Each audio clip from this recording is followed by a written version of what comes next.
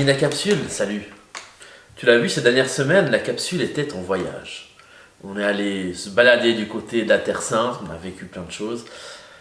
Moi j'y étais pas, c'est Kevin qui y était avec un estimé collègue Christian que tu as pu rencontrer, j'espère que tu l'as apprécié. Moi, j'étais aussi en vacances.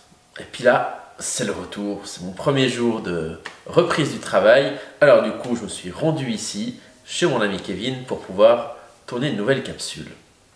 Alors, en vacances, c'était bien. Oh, j'étais détendu. J'étais calme, j'avais rien à faire, je pouvais prendre le temps de juste rien faire. Et à plusieurs reprises, dans cette capsule, on a fait des invitations à prendre le temps, à réussir à savourer juste l'instant présent, prendre un peu le recul, laisser de la place pour que les choses se vivent. Et bien là, en venant chez Kevin, je me suis retrouvé face à l'épreuve spirituelle ultime, le trafic urbain. Je sais pas toi, ami de la capsule, mais moi, à chaque fois que je suis au volant de ma voiture et que je suis dans un trafic qui n'avance pas, que je suis dans des rues où je vois des gens qui se traînent à des ronds-points, qui indiquent pas, qui laissent passer des gens qui ne devraient pas laisser passer, qui en empêchent de passer certains qui devraient laisser passer, qui roulent lentement sans raison. Toutes ces choses-là qui freinent, qui ralentissent, moi à l'intérieur, c'est compliqué. Quand je suis en vacances, les gens qui circulent mal, ça ne me dérange pas trop, j'ai le temps. Mais là, quand je vais venir ici, ça ne m'a pas arrangé du tout. Ça allait pas. Alors à l'intérieur de moi, je me dis, bon, faut être quelqu'un de bien, faut être sage, il faut savoir se dire, c'est pas juste des mauvais conducteurs, c'est je sais pas trop quoi. Puis d'un coup, j'ai vu qu'une des voitures qui était devant moi, je n'avais pas encore repéré avant, elle avait un grand L bleu derrière. Tout d'un coup, tout en moi s'est apaisé. D'un coup, j'étais pris d'un élan de compassion énorme et je me suis dit, eh ben c'est très bien d'apprendre à conduire en plein milieu urbain.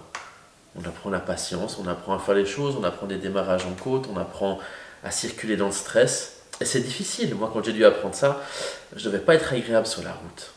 Et d'un coup, le trafic ne me dérangeait plus du tout. Il dérangeait peut-être Kevin qui m'attendait un peu. Mais moi, ça allait. Puis je crois que quand Jésus il nous dit, avant de regarder et de critiquer la paille qui est dans l'œil de ton voisin, regarde la poutre qui est dans le tien.